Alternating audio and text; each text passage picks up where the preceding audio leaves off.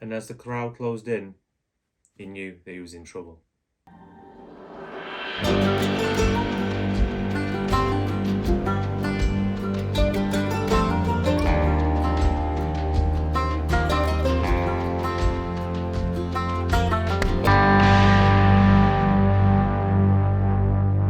On a Sunday afternoon in 1866, on the flagstones of St Michael's Churchyard, in a place known as Hell upon Earth, Manchester's Angel Meadow, two beggars met at their agreed location, and a crowd of around 400 people quickly surrounded them.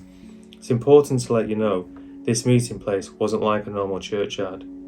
It was an old gloomy burial ground, with the floor covered with huge grey flagstones that sat on top of the mass graves of thousands of local paupers. And it was situated in one of the most poorest and violent places to live, arguably in history. On this corner of the city, violence and theft was a way of life, and death was all too common. To give you an idea, Angel Meadow was a soot-stained labyrinth of slums, factories, railway arches, open sewers, backstreet butchers, blind back and back-to-back houses. The gas lamps lit the fog that hung in the alleyways and cast a mustard glow. Smoke filled the air. The floor was covered with stagnant puddles, piles of mud and dung, and the spillover from catgut factories, slaughterhouses, and overflowing cesspits, and dead animals and rotten vegetables lined the streets.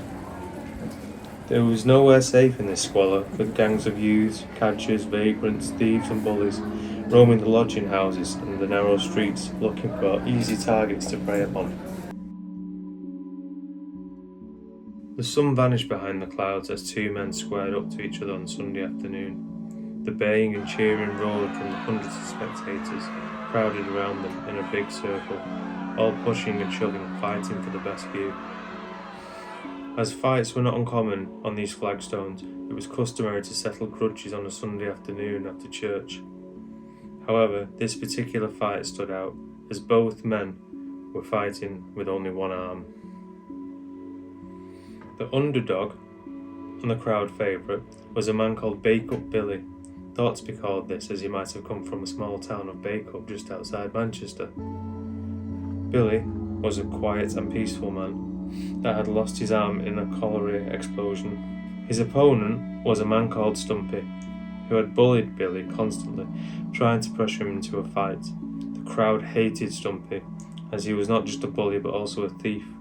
Stumpy was once a navvy, and a navvy, for people who don't know, was a man who laboured on digging canals and the construction of railways and roads. And still to this day, navvies are regarded as tough, powerful men. Stumpy had lost his right arm due to a railway accident. As the fight got underway, it seemed both opponents were perfectly matched, with the fight going this way and that way. But when the first few rounds came to a close, it was clear it was going in Stumpy's favour. And in seeing this, the crowd started screaming encouragement for Billy and shouting abuse and hatred for Stumpy. The fight continued, with both men bloodied from the blows of their opponent. The fight still seemed pretty fairly matched up until the 6th round, when Stumpy grabbed hold of Billy's collar and threw him to the ground, running over, kicking him repeatedly in the ribs. Billy was on the floor trying to cover up as best he could. At seeing this, the enraged crowd lost all control and ripped Stumpy off Billy, raining down blows on the one-armed beggar. As people fought to get at him, it looked as though Stumpy was going to be beaten to death. But Billy's voice rang out, pulling himself off the stone floor with tears of rage, screaming at the crowd to let the fight continue, as now his honour was at stake. Reluctantly, the crowd backed away, leaving a smaller circle than before around the two men. The crowd, happy though that it looked like Stumpy was about to be beaten. Just as the fight started again, Stumpy lunged for Billy, turning his back on him and grabbing Billy's arm. The two men struggled, falling to the ground, but Stumpy held Billy's arm tight. In a moment, Stumpy took a bite out of Billy's hand. A written account from a spectator from the fight, and Mr. Benjamin Redfern, wrote two men were rolling on the ground. The bigger villain bit through Billy's hand completely through, and the consequence was the crowd smashed him into a crushed, shapeless and bleeding mass. The indignation of such a foul play. In the following days from the fight, Billy's hand would become infected, he'd grow a fever, and he wouldn't survive his horrific injuries, dying a few days later.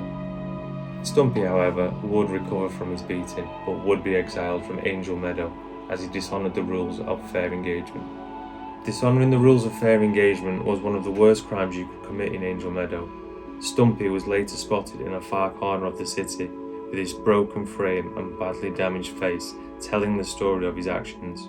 Mr. Redfern, who recorded the fight for Odds and Ends magazine, also drew a sketch of the two fighters. Billy is the fighter wearing a cap, waistcoat and jacket. Stumpy is jacketless with his sleeve rolled up, revealing a tattoo of a ship. You can find the Odds and Ends magazine preserved in Manchester's archives. Well, that's all for today, friends, but if you enjoyed that and tales like this, don't forget to like and subscribe.